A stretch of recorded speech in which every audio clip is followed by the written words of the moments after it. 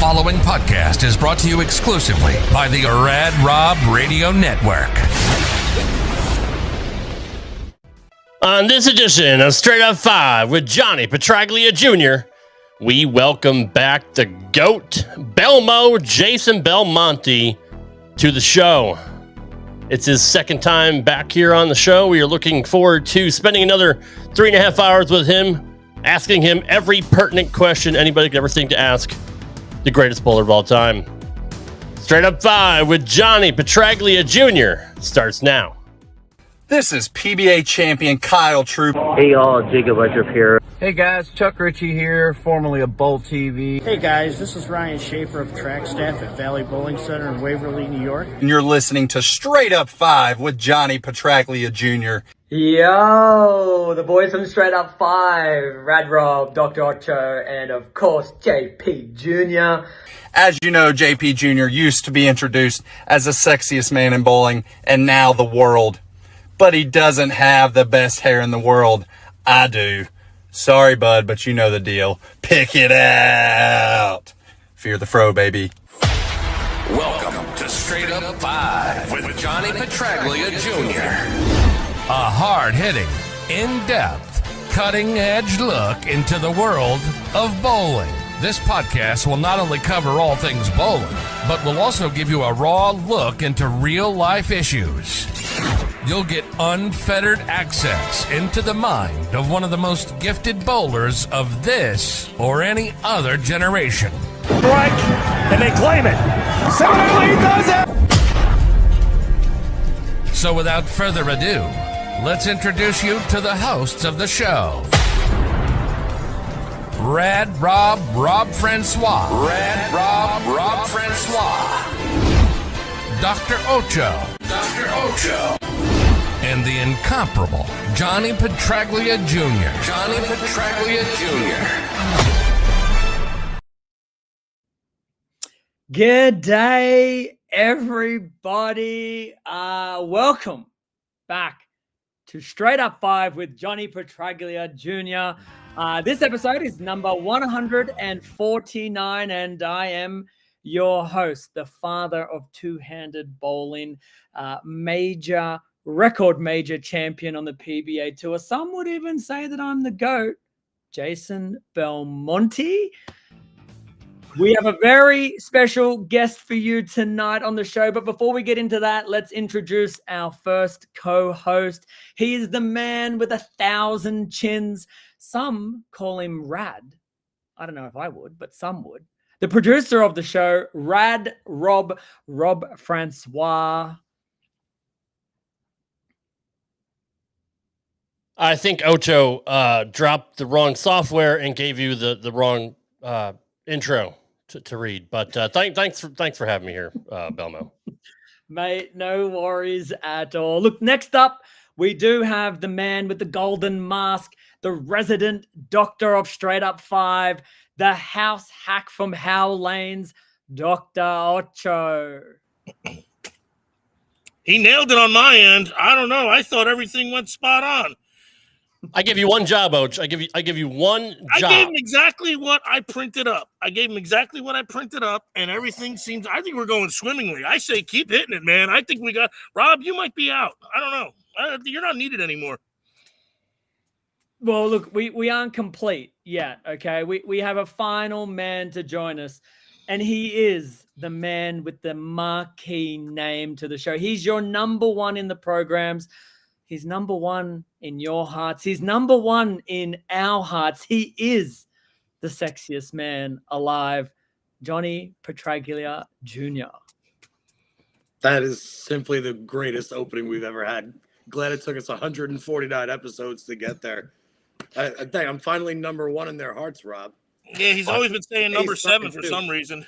Oh, listen, boys. The intro is really just about to get really good because you see, before we bring in our special guest, okay, there's more highlight package of who that guest is. This is when the intro really fires. Let's go. I'll tell you what. If this.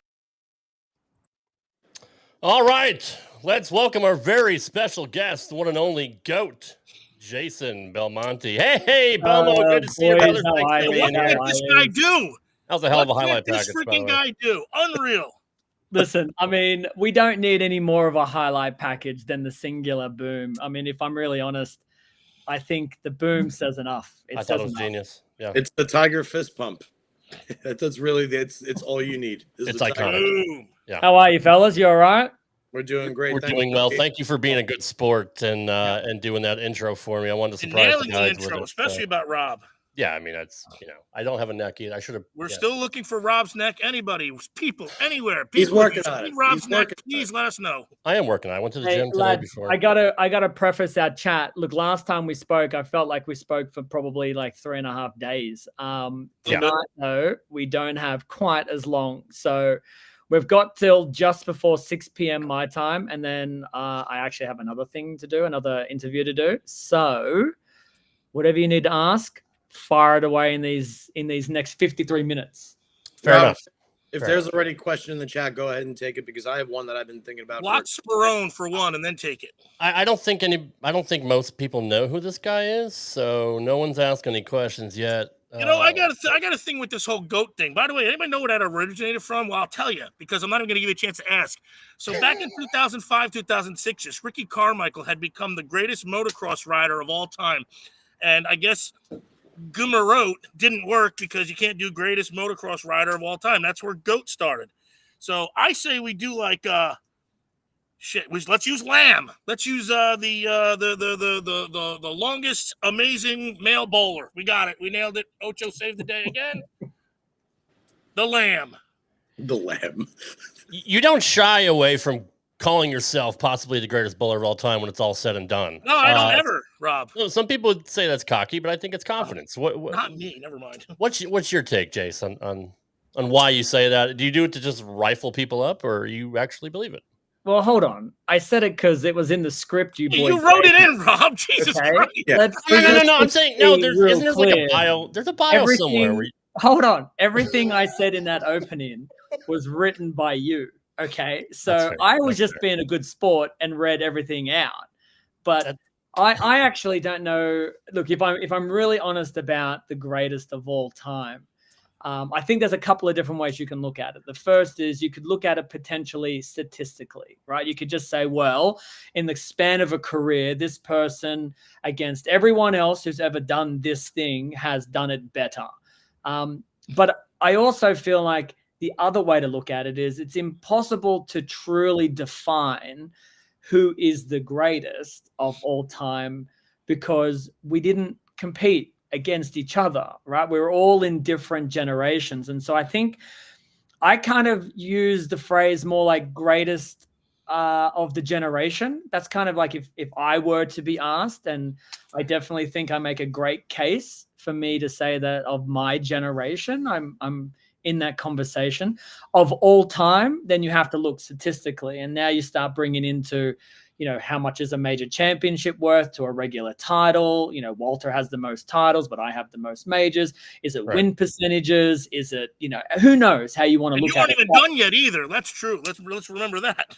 Yeah, but I mean, Walter in his prime versus me in my prime versus Earl in Earl's prime. It's impossible to. I mean, all you're going to do is whoever you grew up watching, you're probably leaning towards that. Now, you may say things like, "I've never seen someone do to a bowling ball what you do or what I do," but that doesn't equate necessarily that I would still beat Walter in his prime. Who knows? So greatest of a generation, I think I'll leave it at that. But I hope one day to put statistics up that says, well, if you want to argue of all time, okay, it's, my numbers can speak for themselves and then let everyone else make that decision up. But even when you read that, you read it humbly too, because you were like, some people might say, you didn't say you did exactly what you were supposed to, and Rob still had to go twist it. Well, I didn't twist it on his Instagram bio. In fairness, and maybe he didn't write it, maybe somebody else did. It says the goal is to become the GOAT by the time it's all over. Which is fair, right? He didn't declare a big himself. difference than hold on. Okay, fuck off. I was just trying to name on the marquee, right? See what happens for YouTube. next. Hey, shut up for a second. I'm going to talk for a minute now. Thank you very much. I want to add to that real quick. Because I actually just watched this about Scottie Pippen talking about Michael Jordan and saying the difference between Michael Jordan and LeBron James is Michael never talked about being the greatest. He just knew he was from everybody saying it or everybody bringing up his name in the conversation to begin with. That's fair. And I've known Jason for going on 17, 18 years now, and I've never heard him say that. The only thing I've ever seen him do that even remotely suggested is when that guy was giving you crap on the internet. He trolled him, yeah. here's my 7 Player of the Year trophies or whatever you did, basically to say, where are your 7? But my question to add to that, and this is the question I was thinking about, Jason, for the last couple days or so, is I think you're in your 17th full year on the PBA Tour. What changes are you noticing mentally, physically, and as far as lane play as these years progress, because you've been so dominant out here since your inception? Yeah, it's a good question, mate. It's a hard one to answer too, because, when it comes to lane play and the way that our lanes are oiled and their formats, I think the players have very little, if any, say in what happens. I mean, I do know that for a long period of time, there's a substantial amount of players will complain about the lanes, but that is going to be that way forever because there's only ever one champion. And so there are 99.9% losers who are going to complain the lanes weren't the way that they want them. And so I don't really necessarily think, the PBA takes too much into that because there is no pattern in which the field will be happy. None.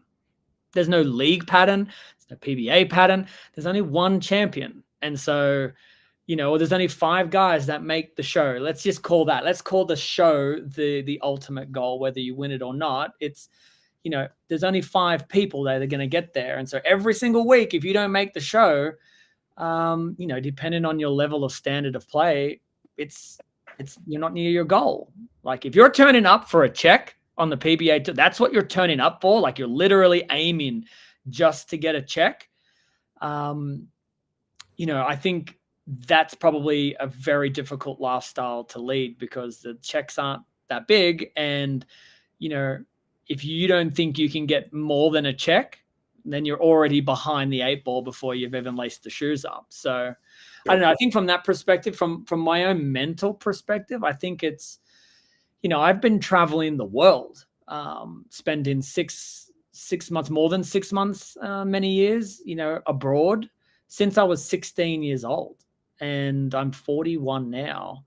So 25 years I've been doing this, and now I have, 4 beautiful children that are growing, all of whom are well aware of what I do for a living. It makes it hard. It makes it harder to leave. It makes it harder to I don't know, want to put the shoes on and do it. But my personality and what I care for the game, what I love about the game, it's still such a driving factor that even though I have my moments mentally, the drive and dedication and passion I have for this still warrants me accepting to leave and doing what I'm doing. So, but it's not easy, mate. I mean, all bowlers, doesn't matter what level of bowlers, if you do any type of traveling for bowler, the reward for it, for the most part, is it's a personal satisfaction.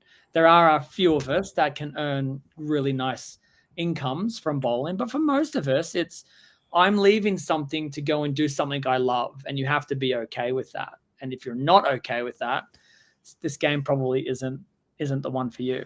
That might eat you alive too, really. And I think the game almost needs you at this point too. I'm not blowing smoke, but it's just obviously when Jason Belmonte's on the marquee, more people are going to be interested at this point, given your legacy, given your track record.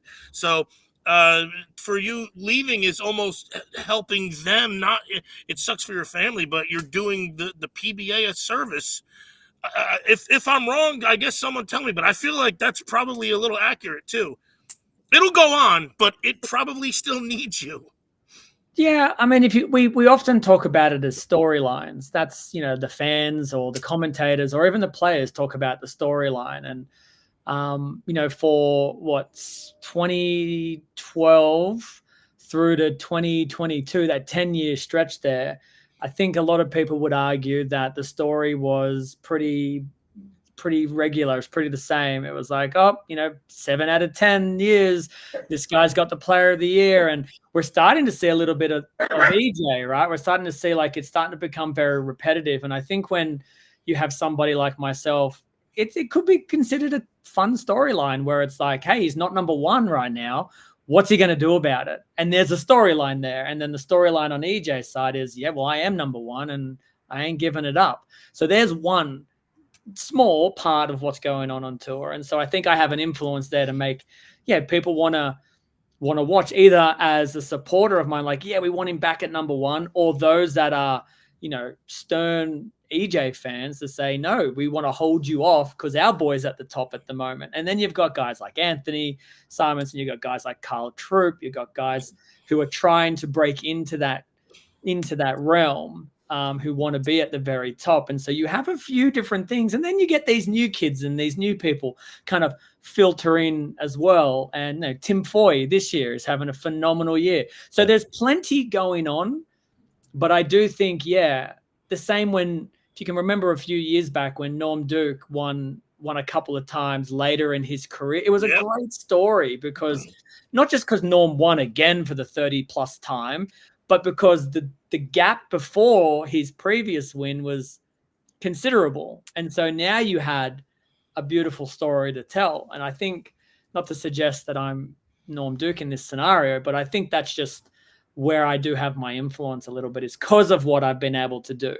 I've generated this potential storyline moving forward. But listen, I mean this with all respect to those, and including your dad, Johnny, like, when you retire and you leave the game of bowling, who cares? No one. Like, no one's missing. And I mean this with respect because I know I'm next up on the chopping block, right? But it's like, does anyone really talk about like, I wish Norm Duke and Pete Weber and Walter Ray were still, but like no one's really Brian in Voss. that conversation. And you can go back further, right? Like, I wish Johnny Petraglia was still, but like, no, we had our time. They had their time. And I think fans, they understand that. And that goes for every sport, right? Like every sport where, the creme de la creme retire and move on, there's the new crop that they're now talking about. I think basketball is having a hard time figuring out who the next crop is going to be. Luckily for bowling, we have some pretty great talent and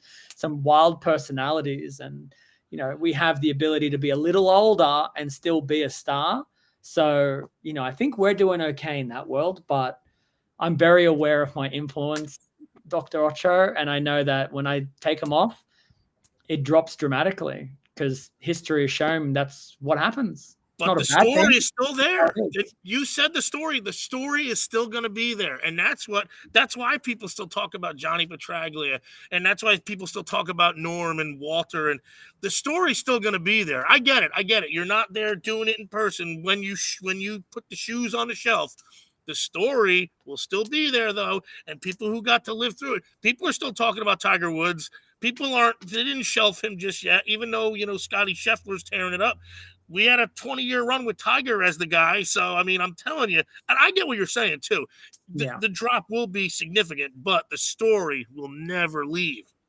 Sure. Yeah. I think we're probably looking at it from slightly different lenses. I hear you in the sense of, a story as in history. Yeah. I don't think I'll be forgotten in history. I'm talking about the now, right now, right? Like I'm bowling the World Series of bowling. If you can find me a single comment or post of the right now that says, I miss X player. And all right. Okay. I get it.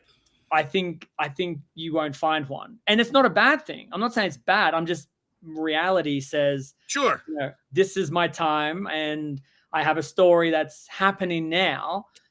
It's a great little story. And so hopefully I can continue to do well. But that's what I'm saying about my influence. My influence is its most now, not 10 years from now. No, right. No, I get it. Well, that's kind of how I started the topic anyway. But yeah, I get it. I totally get it. I want to play moderate devil's advocate here. just simply going off base with what you're saying about other sports. Like, you're right. When I watch golf now, I'm very, very interested to see how Scotty Scheffler's doing. I'm very interested to still watch how Rory is playing. I still like watching Justin Thomas. But if Tiger is playing in the tournament, the only thing I care about is watching Tiger. I don't care if he has a chance to win anymore or not.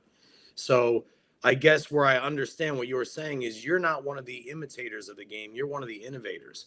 To this day, every person that hooks a bowling ball because they either watched Mark Roth or somebody told them that they watched Mark Roth. From here on moving forward, when in another 20 some odd years, 75 to 80% of bowlers are going to be two-handed or thumbless or some variety where you can manipulate more of the ball, they will always be, it was Belmo. And then the people, it's either from watching you or people telling them that they watched you. So I think personally, yes, in what you do eventually fades away. Like, I love watching my dad bowl in the 70s, but I would never want to throw it like that today. I really, really love watching Jason Couch throw it in the late 90s, early 2000s. And I still wish I threw it like that today, back then, but not so much the way he throws it now. But it's, for me, it's kind of all those other little things that kind of add to the equation, because you're iconic in the sense that you spawned an entire generation, the way that Tiger Woods did for the sport of golf, the way that, I mean, Michael Jordan did for basketball. I mean, and even to this. But Johnny, you're saying something that I am saying, but also you've just given it a little bit of a twist to change the path. You mentioned Tiger Woods and that when he plays, he's all that's on your mind, but he's playing, right? And you mentioned earlier in the sentence, when he's not playing, you're interested in Scotty Scheffler and you're interested in other players. And that's my point. Tiger comes back to play. There's the story. Like you brought up. Yeah. So now he's back. But in 5 years' time, the story isn't what's Tiger Woods doing today, right? No one cares what he's doing today. It's, oh, I remember Tiger Woods and I remember these highlights and I remember watching him and he was amazing. But when you're in the middle of a competition, the focus is now on the who is right there, right now. And yeah, and that's what I mean by no disrespect to even your father, right? Like, Totally. No one's watching this tournament going, where's Johnny Petraglia's name, right? Like, he's not thought of. Now, if he were to enter the World Series of Bowling, all of a sudden now the story's brought back to life a little bit and people are interested and cheer for him and hope he does well. And if I'm honest, there are probably a few tournaments this year and in previous years he probably would have made a show. So, I think that's what I'm trying to understand and portray is like, I know my window of influence is while I'm competing. That's when I'm going to have. Now, Jordan is a little bit different, because it's culture now. It's clothing. He's relevant in people's mouths for more than just bouncing the basketball. Like, it's so much more than that. True. Am I trying to build something like that? Sure, but I'm not there yet. And I don't think I would be if I retired tomorrow. But yeah, I definitely do want the ability to, leave the game knowing that, as you said, will be remembered. But I also know when I leave the game, I'll also be forgotten. So it's one of those very delicate things you have to tread lightly on, because you don't want to sound like you're in. I don't want to sound mean to the ones that have come and done it before us, because I respect them so much and appreciate what they've built and what they have accomplished and what they laid a platform for me to do. And I'm going to do the same thing to the generation behind me. I'm just making the point that I would like it to be relevant forever, but that's just not how it is in any game. Roger Federer retired from tennis, right? Like, we aren't talking about what Roger's doing today. Like, where is he? Who knows? He's probably on a yacht somewhere enjoying his life. But my point is if he came back to play as a wild card in some tournament, the story would be huge. But it's only because he came back, not because he's still Roger Federer and we all want to know what he's up to. No one cares. We care about the now. That's how it's always been. It's how it always will be. That's a great point. That silhouette going. I think the silhouette's a start. Sure. Everybody knows Well, it where too. do you think I stole the idea from? Jordan, Okay. obviously. Right. Yeah. Jordan with the dunk, I assume. Yeah, I mean, exactly. I mean, that's a great point because, I consider Barry Sanders to be the greatest running back of all time. And, he left the sport when he probably still had some years left. And, a lot of his records still haven't been broken. But how many times do you hear him mentioned on a weekly NFL, show? It's just, you're right. He It's and one other person have averaged over 5 yards a carry in the history of NFL. Him and Jim Brown's the only guys that ever averaged over 5 yards a carry. But yeah, you know what? Belmo's nailing this whole thing. I don't even think we're needed. Belmo, you just talk about whatever you want. I just had a weird observation, and it would be, I don't think many people would actually assume this of you, Ocho, but if I was on Who Wants to Be a Millionaire, some weird trivia show with obscure facts of across a wide range of things, I kind of feel like you would be my call a friend. Like, I'm the king of useless knowledge. That's Yes. you just nailed it. You summed me up in 3 minutes, 8 minutes of talking. That's it. I think so. That's a fantastic point. He does have That should so be, much. we're gonna put that on a t-shirt. Yeah, I'm waiting for him to just come out with some like, hey, do you know why paper exists? Like, let me tell you the story behind paper. Like, Don't ask him. He probably knows. I'll give me 10 minutes. Yeah. Jason, if He'll this tell you bowling, when a tree's I came from before the left paper. my mark. I'm good. yeah, if this bowling thing doesn't work out, you're perfect for broadcasting, Belmo. yeah, Really. no interest in that for me, unfortunately. You were good though when you did when you do commentary. You are very interesting, very very fun. No, and you were so entertaining to watch. natural, really, is what it was. Like you were supernatural. You at are it. natural. What you do is you paint the picture. You Yeah, paint the picture for I the audience. enjoy it. I love to do it. I have a really good time doing it. But in order for me to do it, I have to be on American soil. And Sure. so if I'm going to be on American soil and it's going to be my job, it's going to be bowling because that's what I love. Yeah. I enjoy commentating. I don't love it. It's not my passion. What I want to do is bowl. So if I'm here, that's what I'm doing. I'm bowling, or I'm working for the companies in bowling that hire me. But to leave Australia to film other people bowling on the tour that I want to be bowling on, I think that's a hard pill for me to swallow week to week. It's fun every now and then, and I hope I am able to bring a different perspective and a different sound and a different voice. But yeah, week to week, I mean, I would have to get paid an exorbitant amount of money to want to do it. Like Tom Brady That's money. the part that nobody even thinks about. Like you're leaving your family across the freaking world. Literally the other we side just, of the world. We're still on our couch. We're on the same couch we've been on the whole time. Oh, Belmo's on our TV. That's fun. You know what I mean? We don't take any consideration into all the other factors of being away from your family for God knows how long. So yeah, I mean, it's hard enough to do something you already love, your passion, and that breaks you down. You're saying to leave your family for that long. Your kids are growing up, so man, that's I don't get it because I've never been in that situation. Wouldn't even insult you to say it. If you look at my career, it would be difficult to know, but specifically, but if there's a break in which during the season I get an opportunity to go home, my success rate after that period of time at home is it has to be 10x.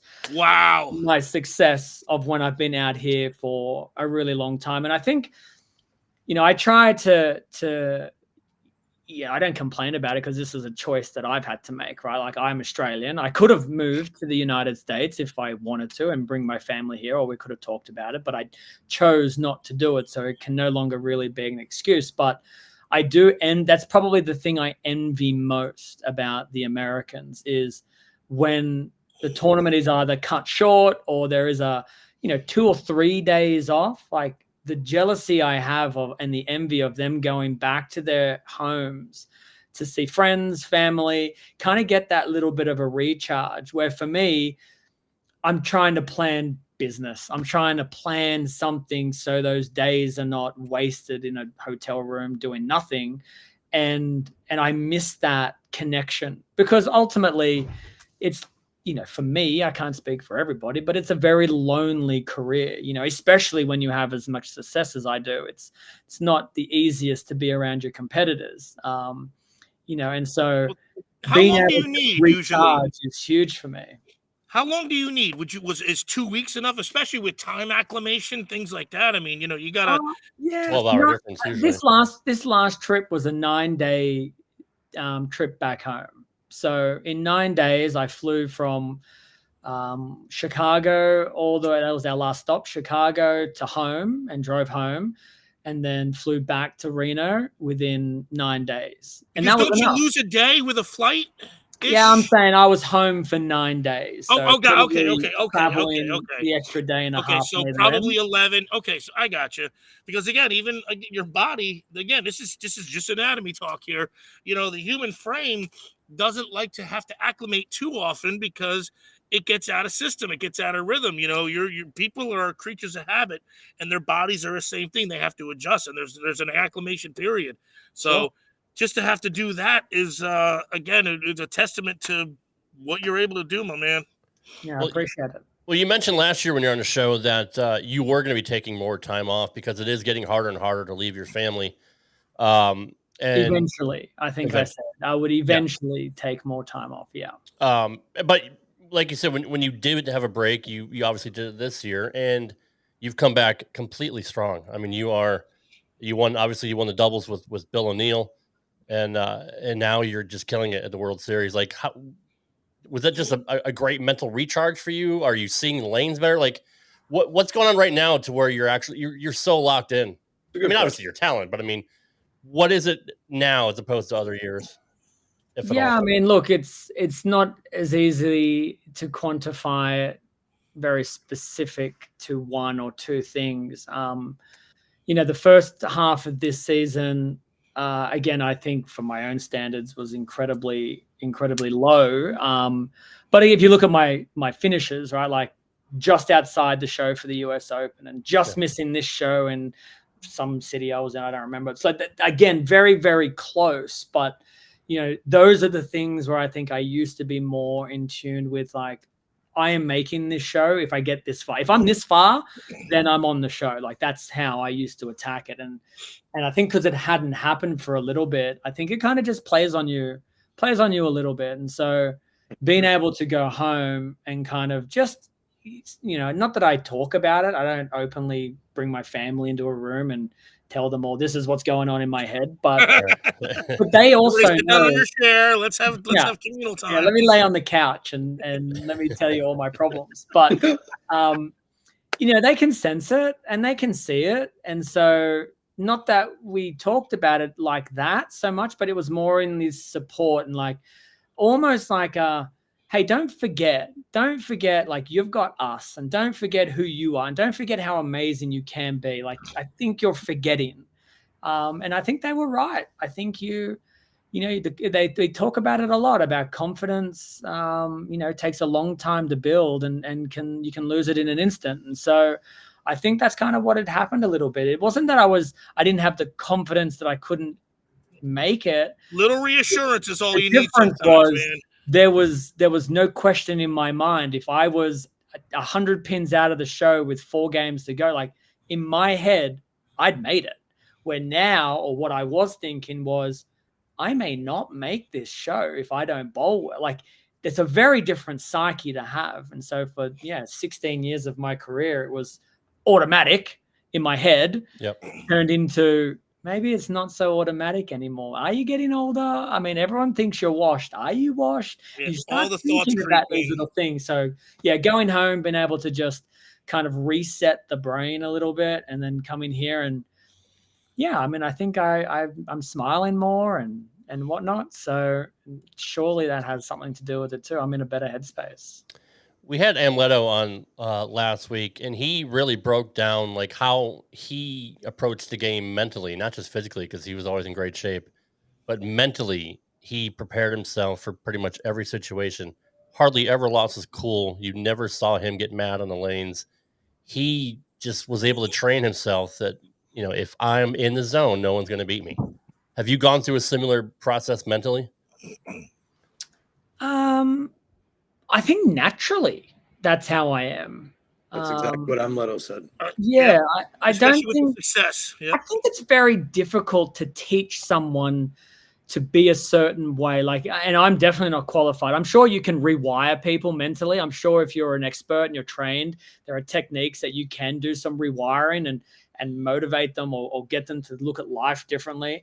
I've never worked with anybody. I've never talked to anybody. I think I just woke up and this is what I want to do. And if this is what I want to do, then I'm going to give it everything I got. And if I give it everything I got, I want to be the best that's ever done it. Like, I think those things happen quite naturally for me. And so when I go into a tournament, it's like the question I get asked all the time, what's your favorite or least favorite pattern? I'm like, that is the dumbest question to ask me.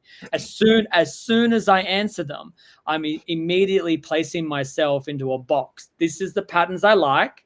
These are the patterns I don't like. No, I don't care what I'm bowling on. I'm winning. Like, whether I like it or don't like it is irrelevant to me.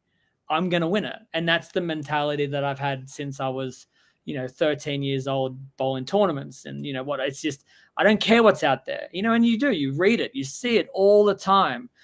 People complaining and wishing the lanes were this way, or the left is doing this, or the straight guys, hook guy. I mean, Jesus, if you want to have that mentality, there's a reason why you're not doing as well. And they'll argue, yeah, but the patterns suit you more.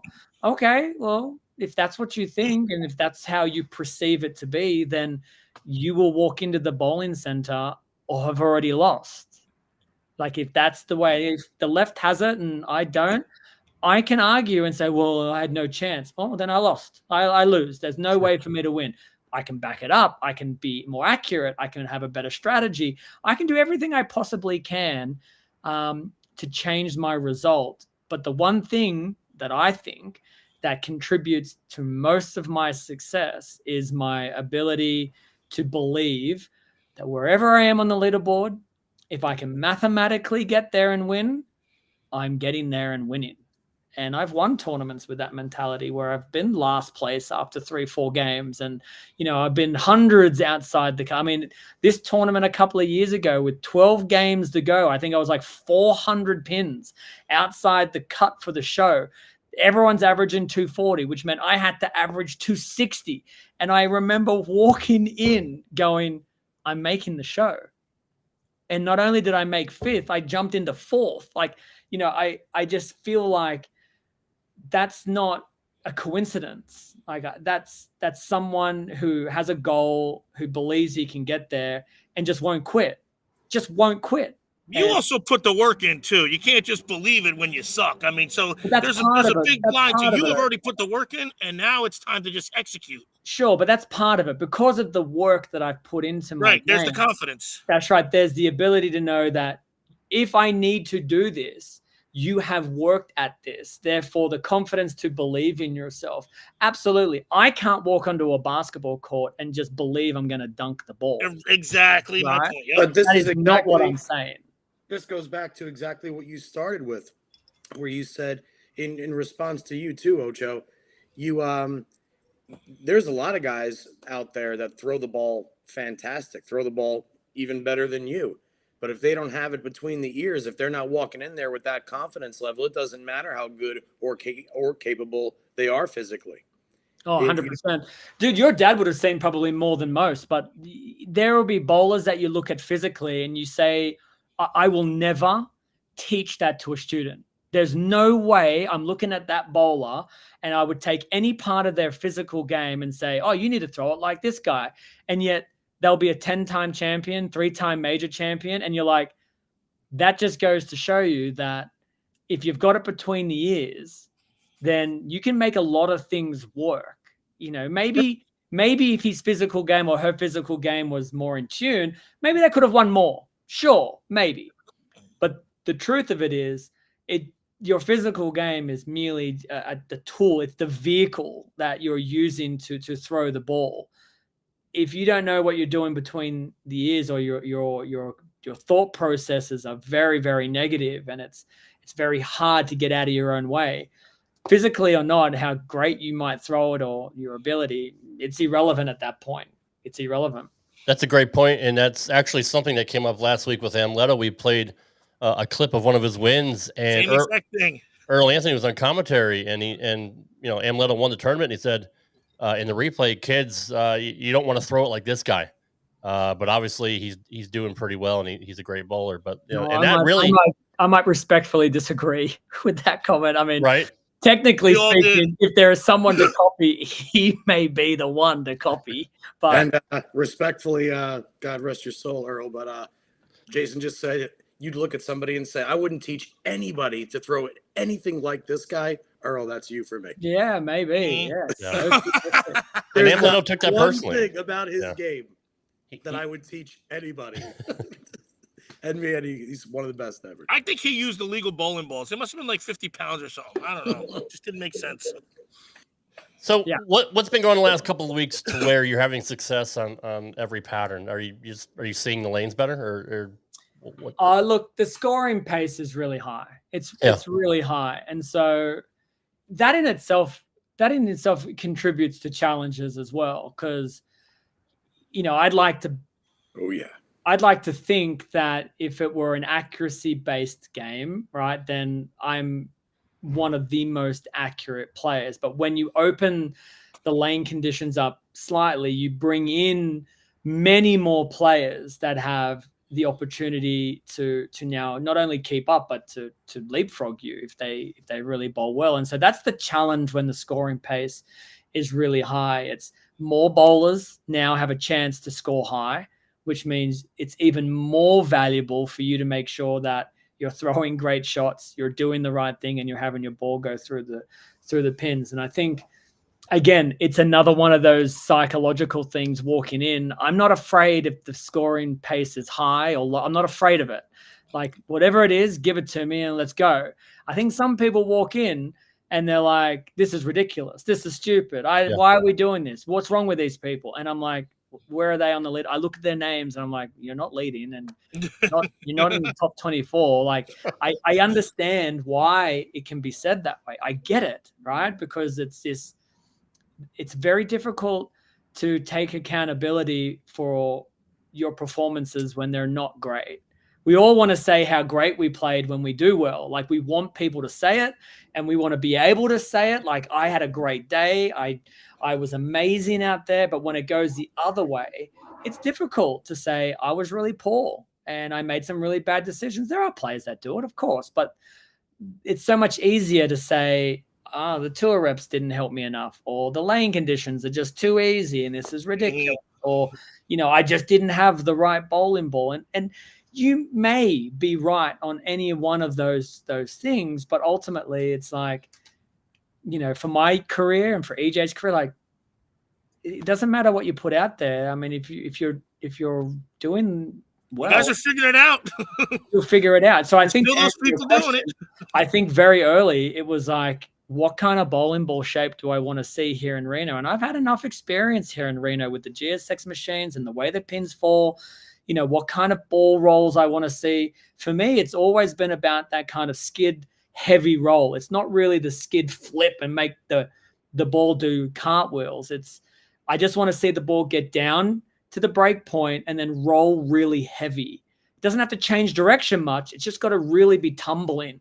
And then all of a sudden now the 6-pin does its job, the light hits are carrying, and the sideboards here, you can send messengers and, all the way into the air. So I think those that saw that and recognize that have done the best this World Series. And I think I saw a thing from the PBA, like EJ's made the round of 16 for all 4. Yep. I think there might be 3 or 4 of us that have made 3 out of 4. And then there's a few that have made 2 out of the 4. And again, this is where the experience of like, what am I doing that these core group of players aren't doing? Like, what are the differences in my game to theirs?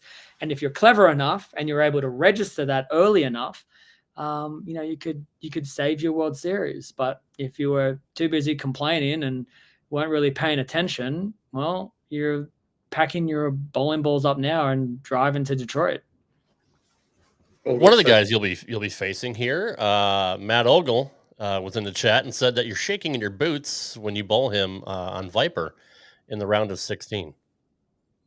Any words for your upcoming opponent? Shaking in my boots. I mean, I don't know. I feel like I've bowled Matt in a best of 7 a couple of times. I think I've won both of those. I think the last time we saw each other on TV, Did I beat him by 100? I might have beat him by 100 at the TOC, or maybe not 100, but it was a lot.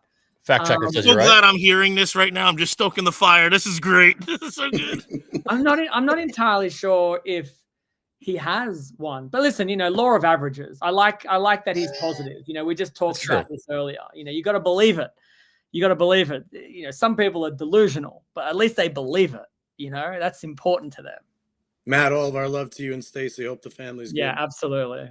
He's great. I'll see you tomorrow, Matt. He really is.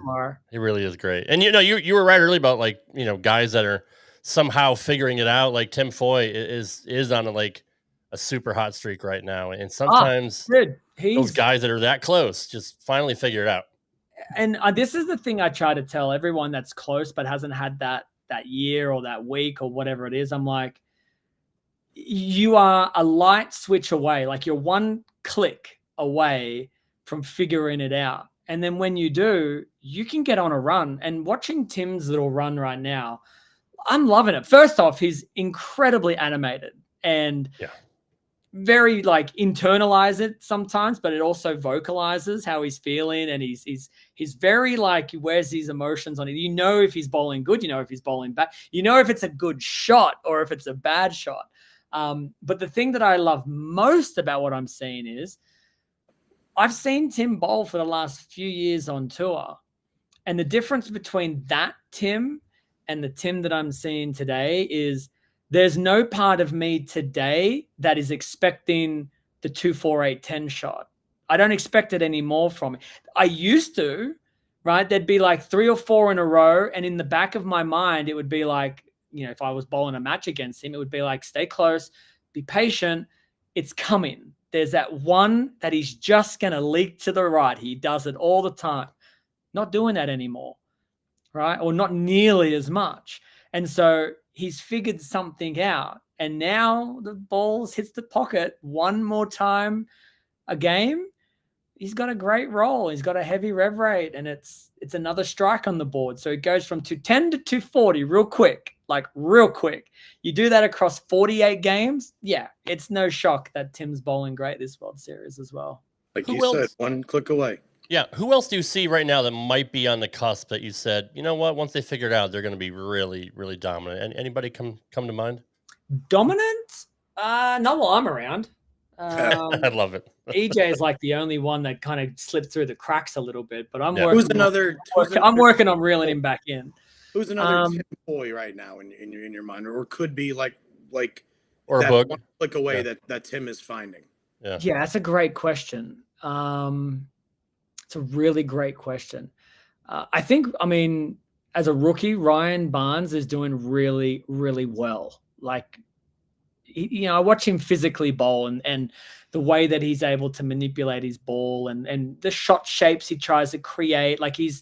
He's not afraid to try his versatility. I think he's also someone that I've seen it a few times where, his dad has passed down the frustration gene, right? It can get to him a little bit.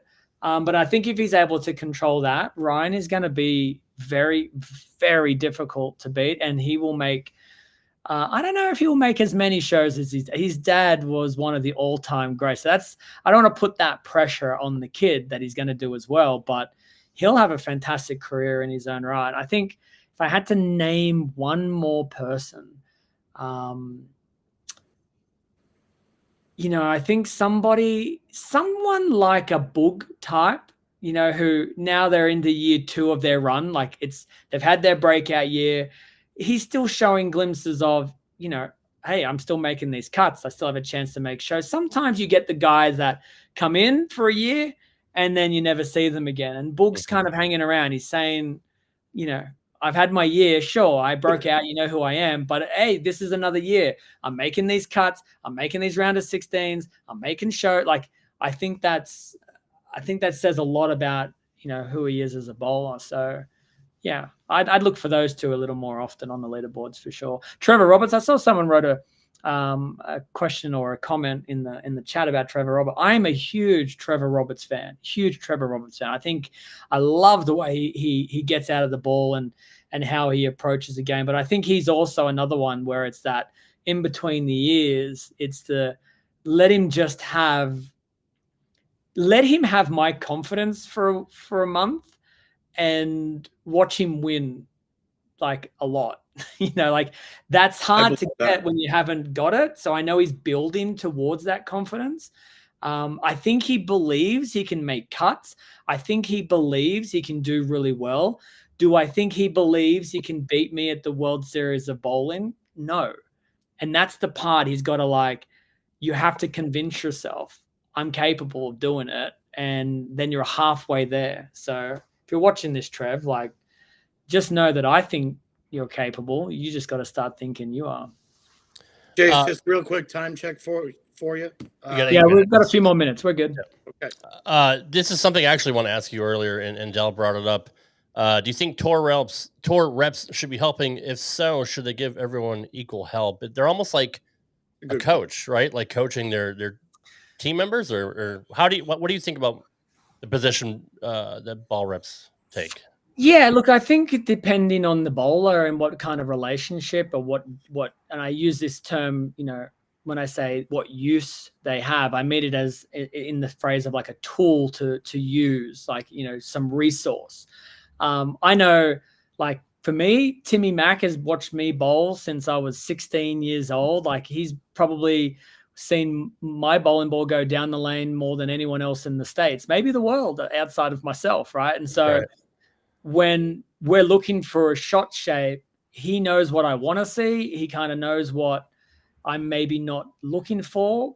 And Timmy will tell you too, I don't use the tour reps until I've exhausted my own philosophies. I grew up bowling on my own. I went on tour on my own.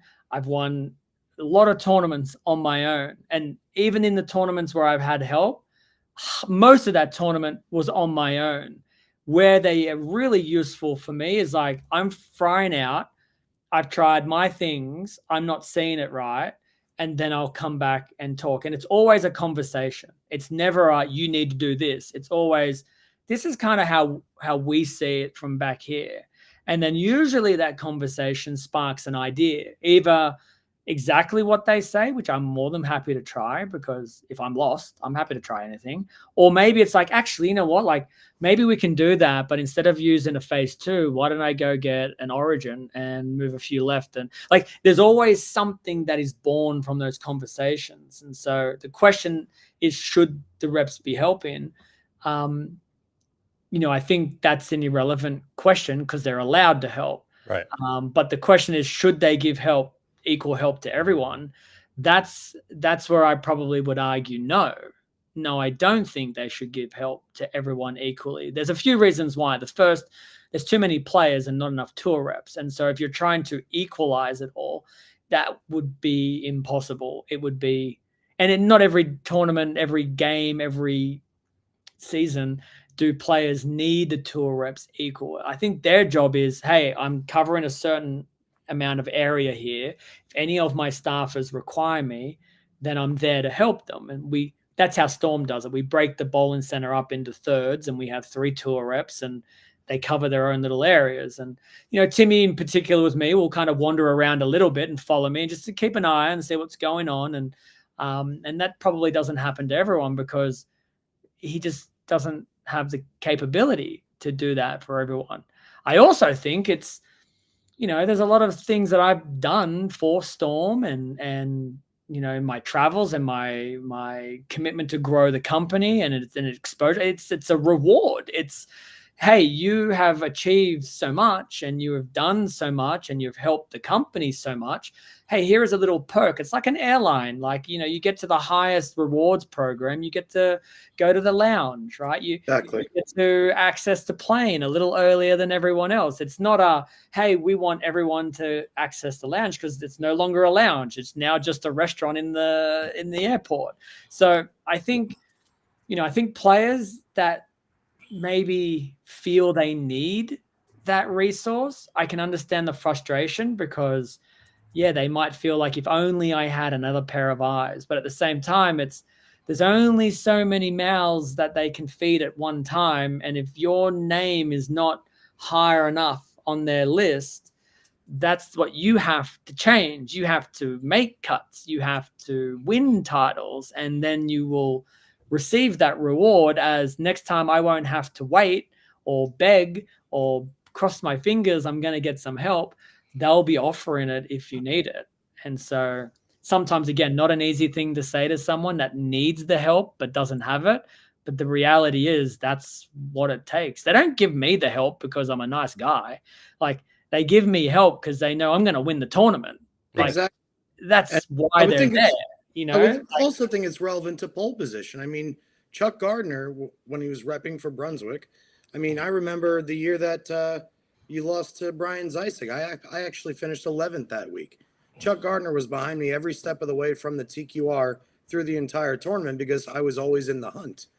And then come a year later, I'm bowling the U.S. Open at Carolier, and I'm 300 under. I never saw Chuck. Why would I see Chuck at that point? I'm not going to make the top 24. He's got to help the guys that are going to make the top 24, the guys that get to the show, the guys that sell the bowling balls also. I mean, that's also a lot of people take it very personally because we do create relationships with our tour reps. Like I said, Timmy and I have known each other since I was 16. There's a very deep friendship there. But when we walk into the bowling center, he is as professional as they come. I am as professional as it comes. If he's required because the leader of the tournament needs him, I'm not pulling on his shirt saying, you know, F that guy. You're my friend. Stay here and spend your time on me. I'm coming 17th with no way to make the show. Like, that's not how I work. It's not how I expect Timmy or the tour reps to work. But I do think there are players that create those relationships and they do get a little personal with it. They do get he's always behind these people and he's never behind me. I take him to dinner. We've known each other for 20 years and he's still, well, yeah, again, if you're in that, like you were, Johnny, at the plastic ball tournament, if you're close and you have a chance, it makes sense why your tour rep is going to be like, hey, I just checked your next pair, right? I checked it for you. You're coming last. It doesn't matter what your next pair is doing. Buddy. I'll be back later, if even that, which is all it's warranted. And I, like you just said, Jace, I can count several players who I've actually heard say to me out loud that very thing you just said about, no, he's too busy with this player instead of me. He's never got time for me. You hear it all the time. And it's like, come on, guys, you kind of have to understand the position in this exact moment right now. I have a little leniency. All right, let's go. Sorry, Rob. I keep looking at the clock. Go ahead, but. All right, apparently someone just sent me a message and said they got 5 minutes. So somebody had mentioned on the other side of tour reps, what if every bowler had a caddy that could obviously carry their equipment around and give them advice to how they see the lanes? Do you think that could be something that would be implemented in the future? Oh my, you have no idea how many times I have tried to implement the idea of, hey, can we not just hire our own caddies? Now, could I afford it? Probably, right? I could probably pay someone to spend 5 months of the year doing everything that you said, like from the nitty gritty carrying bowling balls, let me tell you, when there's 21 bowling balls that you're shipping or you're traveling or you're trying to get for practice and you're carrying out, it's a pain in the ass. So if you could hire someone, it's a bit princessy, right? It's a bit like, rock starry, don't get your hands dirty, but I mean, that would be amazing. The problem is, in order for someone or everyone to have a caddy, you're asking a lot of a person with the inability to pay them enough. And that's a broad sense. You're talking about, even if it was 64 guys exempt, right? Like 64 guys.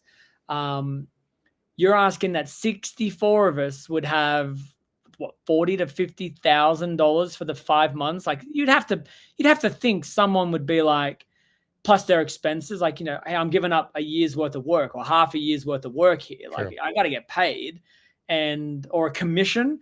Like, it's hard to sell someone in that position on a commission in bowling. Like, you know, I've won tournaments for $20,000. Like, how much am I giving up? $2,000, like 10%?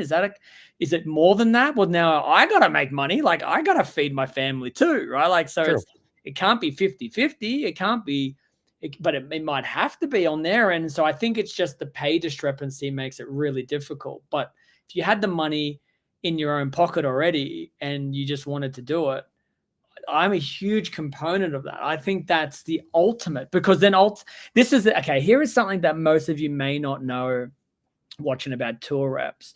And this is where I choose my words very carefully when I'm talking to tour reps, because it is a very slippery slope. Their job is to get you and everyone else on our staff to win the title.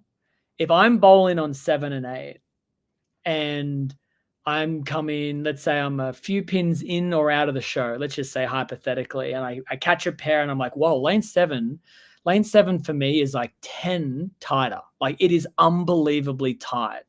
And I communicate that to my tour rep, and then I finish the game shooting 197 and I bail it out, and I'm like, whew, that was a really tough pair. And then my staff, a friend, my competitor, comes over and says, hey, Timmy, what's going on with 7 and 8? Now, the tour rep has a very moral, complicated response. True. Do I tell them lane 7 is 10 tighter because Belmo gave me information and I trust what he says? Therefore, I know this information, so I should tell my staff of this, but I, the player, don't want that information going to my competitors. Why would I want that information been shared? I don't want my competitors to know there's a tricky pair and to maybe get a 2 or 3 frame head start on me from that pair. So it's a very tricky thing about working with tour reps in the way that we do it. Now, a caddy, you don't have to worry about that information spread. You're talking to them.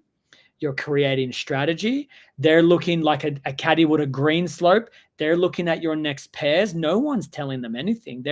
You're creating that information bubble, and you can openly talk. You can openly say what you want to, because you know the information is not getting dispersed across an entire field. And I often will tell the tour rep, as soon as they start a sentence with, Kyle had, I say, no, I don't want to know what Kyle had. I don't want to know what Kyle did. Give me information, but don't tell me what anyone did.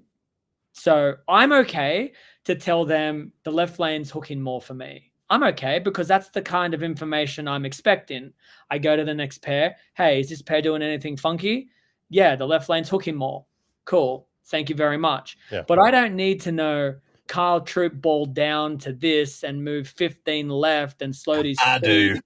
You know, I think that's truly unfair. I think that's unfair for Kyle. Like, he's sharing that information because he's trying to build a strategy to move forward. And I then, never thought about it that way. And then all of that strategy is just passed on to the next staff that hits that pair.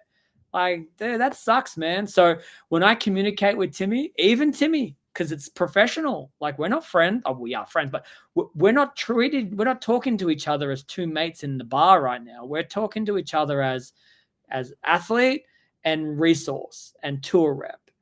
So when he asks me what I'm seeing, I'll tell him, I feel like my ball's reading the fronts a little sooner than I would like.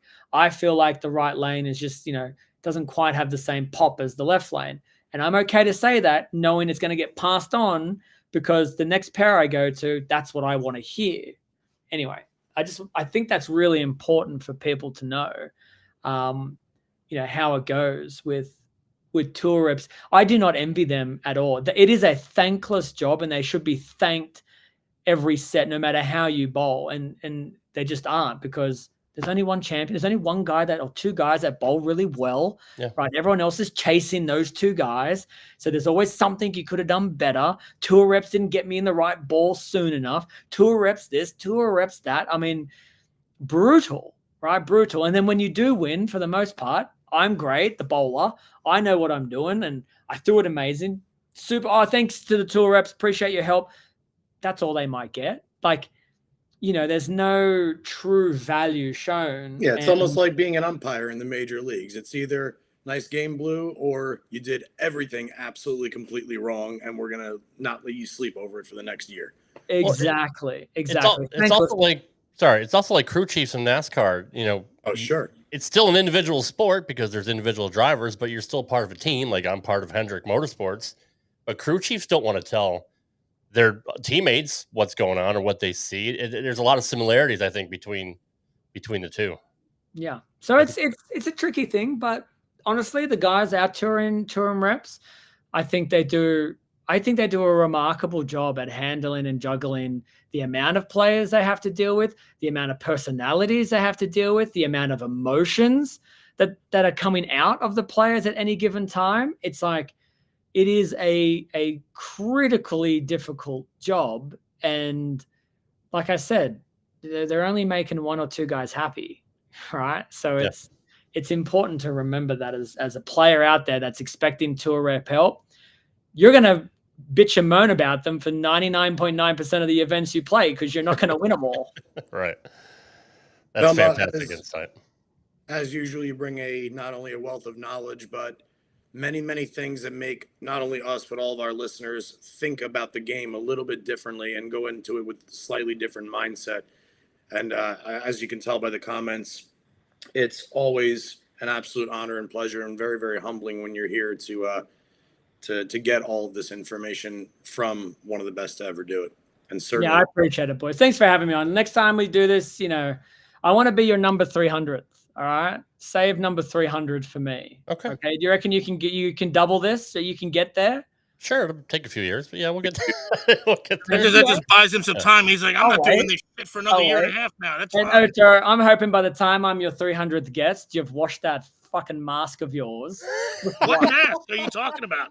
These are real biceps. Hey, should I tell everybody what I saw? How handsome he said I was? Tell him. Should I tell everybody? I know what he looks like, everyone. I know what Ocho looks like. And he didn't stick forks in his eyes. The mask is a much better sight. Okay. What mask? That's like the fourth time we got Belmo to say fuck. Thanks, buddy. We appreciate it. You got to appreciate it, boys, too. Thanks for watching, buddy. Everyone. All right. See you when I see you. See you guys.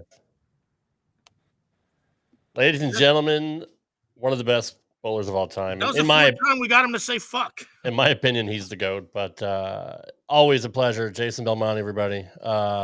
Class act all the way. Such a wealth of knowledge. He's so smart.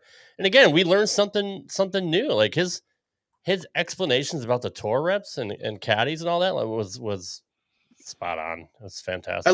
I liked everything he had. I really like what he talked about as far as relevance in the game until you're not, and then you can be relevant in the same way. Yeah. But completely differently. That whole thing when I tried to argue his point and say that you're an innovator, not an imitator, that everybody that's watched you is the reason they're two-handed, then that was almost proved his point, because that's what he was talking about. If he leaves and he comes back in 3 years, then everybody not necessarily will stop watching EJ and Kyle and Simo, but they're gonna focus on him. Oh, hell yeah. He's got that perspective, so it's almost like he kind of put us in our place, oh shit, why would we know that? You're the guy living it right now. That's the other thing. It's well, we're on our couch the whole time. 1,000%. No, 1,000%. That was he's amazing. And I came up with the idea a few days ago of him to do the intro, and I just emailed him and ran it by him. I'm like, you don't have to, but I mean, it would be pretty funny, and no one else is doing it, obviously. That'd be a first time. That was the greatest part of the show. That was awesome. Yeah. And he was and he didn't butcher it like you do, Rob. No, he did a better job. You should have had him say oh, I fucked it up again. What am I doing? I suck. Like you do every fucking show. It's true. No, he did a great job. Like I said, if the bowling thing doesn't work out, he could always be a broadcaster because he is a natural. I was gonna say and remember, Rob understands how you feel, flying across the country away from your family, because he does a podcast and that gets him away from his family, like he said on the last show. The one thing we haven't asked him, at least I do, is like in certain parts of the country, there's people who are rock stars because of bowling. when you go to Japan, like any of the PBA bowlers go to Japan, they're considered rock stars there, or at least they were. I hope it's still the same. They get treated like royalty. But like, for instance, Shalin Zulkifli is one of the best female bowlers I've ever seen bowl. And she's basically the queen of Malaysia when it comes to bowling. She's on Nike billboards. She's on all sorts of stuff. I wonder if Belmo is huge. Like royalty somewhere. Like if he's royalty in Australia. Right. Or in South Wales or in Orange or wherever he is geographically on that continent. I want to know, like, let's say he did want to do commentary. Why couldn't he commentate Aussie bowling?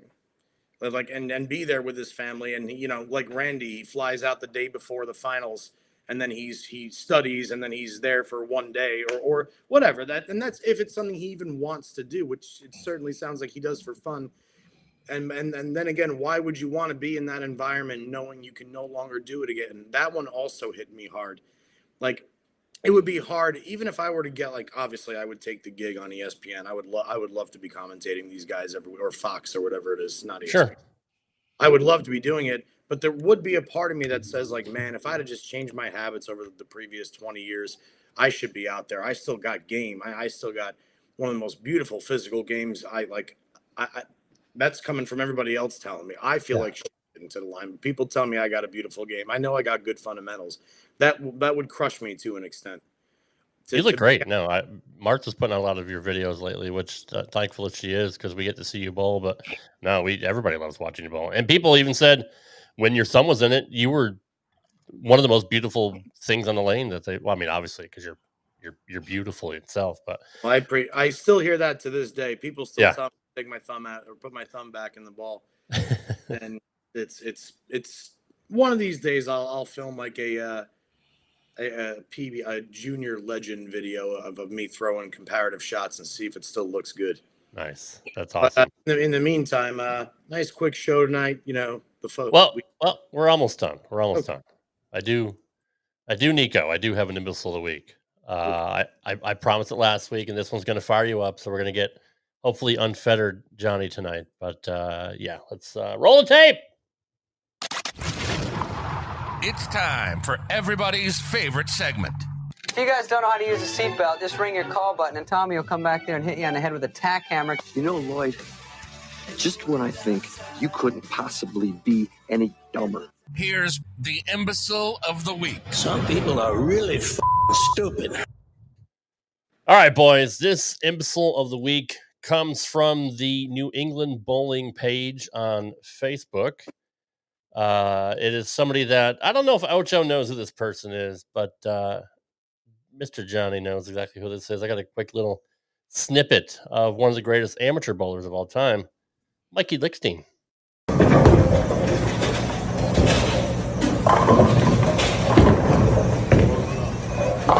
There you go, Mikey.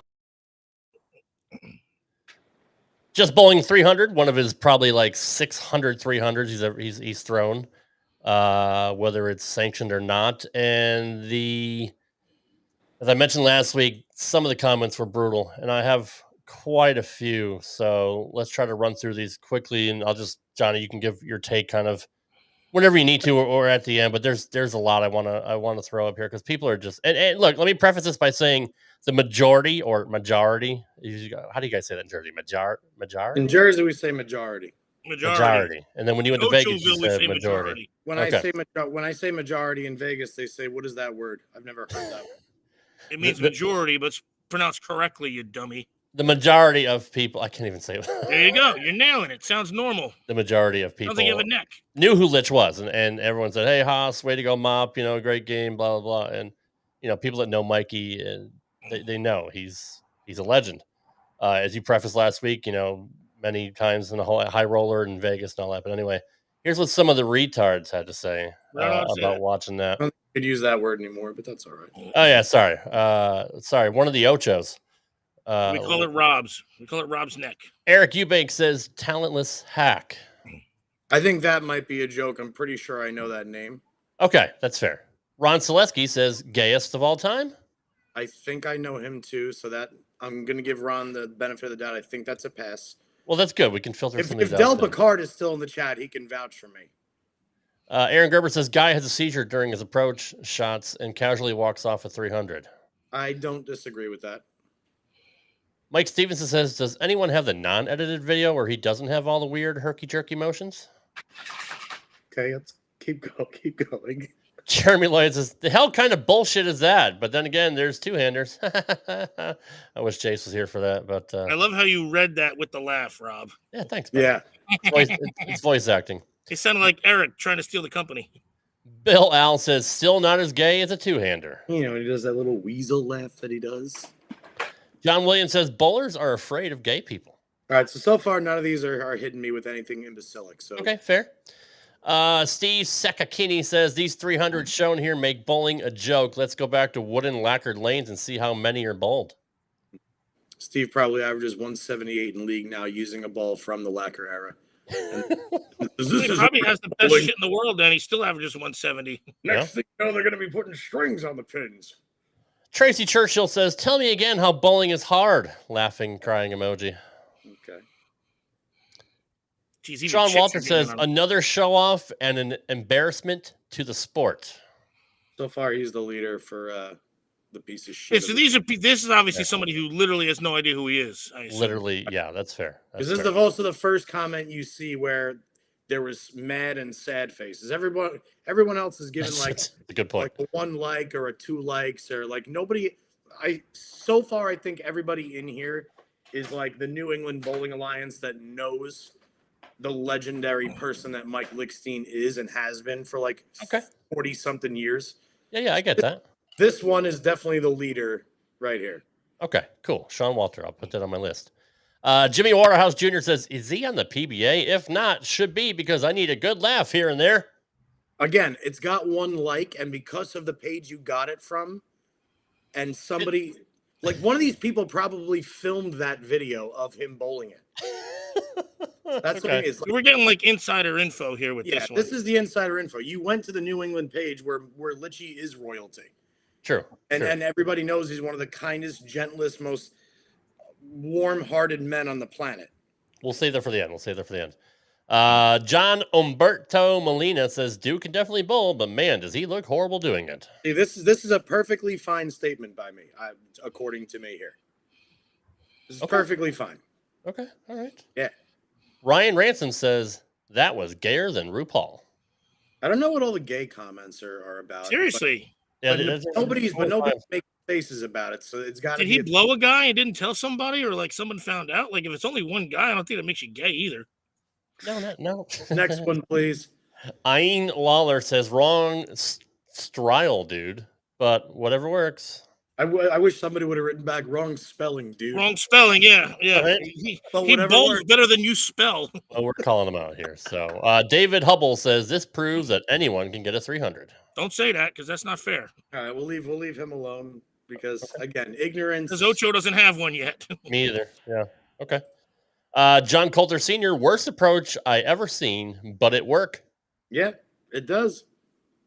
His grammar don't. Jay Trent, he bowls like a liberal. Rob probably liked that comment. Rob loves that comment. Because I don't know how a liberal bowls. I was going to say, how do you know? Like, I don't know how Nicky D bowls, but I mean, he's a liberal. I wouldn't say, like, oh, when Nicky bowls, he looks like a fucking liberal. Like, New Englanders are just assholes. Can we agree that New Englanders are assholes? I'm from Connecticut. So, New Englanders don't sugarcoat shit. No, they don't. Todd Warizniak, say that 5 times fast.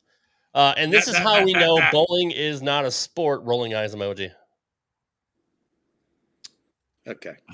Well, basically, I guess, Rob, you could rattle these off all night long, but the general consensus here is there are unorthodox games across the board in every single sport. I mean, who is criticized more than Jason Belmonte when he first came out for throwing it with 2 hands, even to this day? 20-something, I mean, going on his 17th full year on the PBA tour, and people are still bitching about the way he throws it, saying it's gay, it's this, it's not bowling, it's cheating, it's yada, yada, yada, yada, yada. Yep. And the truth of the matter is if you don't understand the sport of bowling, you never will. That's horrible, Alfred Smith. Funny. That's terrible. Horrible. That is horrible. Oh my. I'm just that saying. approach has a touch of autism. Come on, guys. What the It's the most flamboyant disabled way to bowl, but if it works, it works. yeah, damn it, That was damn beyond it. awkward. Goofball bowler, awesome, but do it next time without all the drama. Doesn't deserve a 300 with that stupid approach. People didn't like that one. Here's a sad face. All right. I'll never bowl again, so help me God. Apparently, he's getting people to lead the sport. If he can shoot a 300, this Mike Well, I'll tell you Colbiner. what. I guarantee you, Mike has heard all of this a million times over throughout his entire bowl, and all he's done is listen to great '80s metal and late '70s metal, and win every tournament he enters, shake everybody's hand, and be kind as humanly possible to everybody. Can we give this guy the winning part that takes over it all, though? That's what I don't know. Again, I can't. Can we give this guy a fuck you though? Like, yeah, I mean, like we could say fuck his comment. His comment's pretty ridiculous. Yeah, I agree. Like, how can you call something pathetic if it works? Like, is Jim Furyk's golf swing pathetic? Are Kevin Durant's shoulders pathetic? I mean, maybe. It's funny you say that because a lot of people were saying that Mikey looks like Charles Barkley playing golf. You've seen Chuck play, so yeah, okay. Yeah. But here's the thing, though. Charles Barkley's not a good golfer, so it's at least it's comical. That's true. Yeah, and he's a public figure. He's known throughout the world. So the fact that he knows how horrible he is and he's such a good person also, it's okay to laugh at that because he isn't good. If Litchi was out there and like that was his first ever 300 and then these were all the comments that you were getting, then yeah, it's like I watch bowling videos that I scroll and I look at people that like are really, really terrible bowlers trying to like show off their talent, and I'll laugh at their physical games. I will. Yeah. But then again, it's the ignorance that comes, you know. But like, and you go watch. I mean, if you actually truly analyze Litchi's game, if you just look at him at the bottom of the swing for his entire career, that's where everybody should be, at the bottom of the swing. Go back. That was Chris Viali. I want to see what he just had to say. Litch is the absolute legend, and if he dedicated himself to PBA, he would be in the Hall of Fame. Yeah, absolutely. I grew up watching Litchy. I mean, he's a Bradley Bowl alum. So, yeah, I agree totally with that. So, yeah, again, I don't really think anybody was really an imbecile in that thread, especially because I think most of those people know him.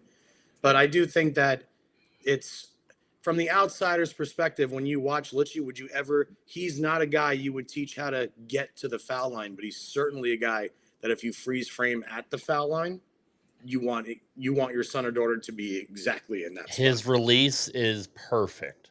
Perfect. Ever cuts one off. I mean, he gets there. He sticks the line every single time. I mean, it's gotten more herky jerky over the year. If you go back and watch him early, it wasn't like that. He's changed over the years. So if you've never watched it, go turn on the PBA 1992 Beaumont Doubles. Beaumont. He's paired up on that show with Patrick Allen. When Patrick Allen used to I remember that. Yep. And like he's a lot less herky jerky then, but he's still got that tricky third and fourth step and has to clear his hips. But the stutter and the hop in step 2 heading into 3 happened a little bit later on in his career. But it never changed him at the bottom. The bottom's always been perfect. Literally perfect. Yeah, no. He's a great guy too. I mean, it just say what you want about his style. It's not for everybody, whatever, that's fine. But you can't deny his results. You can't deny that he's respected by anybody that knows him. And regardless of who his dad was, never ever felt like he had to be in his shoes or felt like he had a lot to prove, being the son of a great pro bowler like Larry. Was always humble. Mikey to this day is still humble. I mean, he's a great guy. But, absolutely. Gents, another great show. Really, really good show. Thanks again to Belmo as always. Awesome. And I'm sure we'll make it to 300 episodes, and I guess in another, however, was that 150 weeks from now? So another 3 years. Yeah, that's 3 years from now. Maybe we'll get him to reconsider for maybe like 225 or 2. Yeah, well, that's true. Hopefully. I spoke with your friend with Fat Boy Waffles. Sorry. Oh yeah, go ahead. Sorry, go ahead. I spoke with your buddy with Fat Boy Waffles, who we are promoting on the show. He's going to come on next week. I told him I wasn't sure how time wise what we had tonight, but we're going to have him on for a segment next week to talk about his stuff. So I'm looking forward to that. Other than that, we're going to have to cover some bowling at some point. I don't think we have a guest next week, so maybe we can get into the World Series a little bit. I will be sure to catch up on what's been going on at the World Series. I haven't watched a single lick of it. I've been doing a lot of bowling myself. Speaking of which, are you still killing it? Still bowling very, very well, man. I'm really Majestic. Still your Majestic is still good, but to tell you the truth, now I'm what's so crazy is I'm separated by 4 pins from Majestic to Howell. But I walk into Majestic, I can bowl blindfolded. I walk into Howell, I have to work for it. But it's always been that way. I've had really only one sub 230 league season in the last 20 something years. That's sick. And that was last season at Howell. And I guess it pissed me off so much that this year I'm just subconsciously there with a vengeance. Plus our team finished in the top 6 the first half, and we're currently in first in the second half. And then we got the Bar Trophy tournament, one of the most fun tournaments to bowl this coming weekend. And then a big team tournament. And then I got 2 more big team tournaments, the 29th and the 30th. I, due to personal issues, had to tell my wonderful and gracious USBC team I would not be able to make it to Baton Rouge this year. So I hope that they found a suitable replacement for me. I'm sure they did. Nobody can replace you, Johnny. That's a very tight-knit bowling community with a lot of good bowlers that are going to be just for fine. Sure. Oh, let me ask you a quick follow-up to that. Would you rather have it easy, or do you enjoy the hunt? Do you enjoy the fight? Do you like figuring out the lanes? Like, what would you rather have if you had your ideal night at league? Well, this kind of goes back to what Belmo said earlier when he was talking about at the World Series, the scores are a lot higher. So it opens up the lanes for the accurate, but not as accurate 1% that's out there. Sure. So when I go bowl league, I'll hit spurts where I'm in dead stroke, where I don't think about anything. And that's like weeks that I'll bowl 18, 840, 790. And I'm just kind of like going through the motions. I'm not thinking about anything. But there's other nights where I'm not in that frame of mind.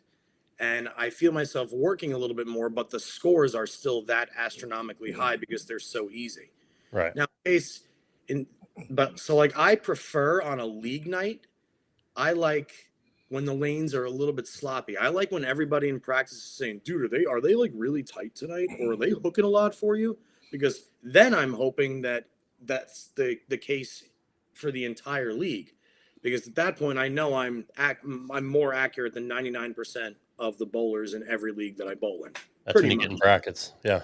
Those are like the bracket nights where it's like, oh shit, maybe I can win a high game pot with 259 tonight. Yeah. Maybe I usually have the exact opposite happen. 15. I'll have the exact opposite. They'll be like, oh man, I'm standing 10 boards left of where I know. I'm like, I'm 4 boards right. I'm going around it. I don't know. I'm piping it up. Well, that's why you're the greatest that ever was. And Belmo just couldn't admit it tonight. I'm the Go-O. You're the Speaking of Go-O, we have to Go-O. So, yeah, Go-O, man. Fantastic show, guys. We appreciate everyone here. We had 100. Way to plug our Twitters, Rob. Way to be. Good job. All right. It's in the outro. It's in the outro. Again, Belmo brings all the girls to the yard. We had 100 strong. It's better than yours.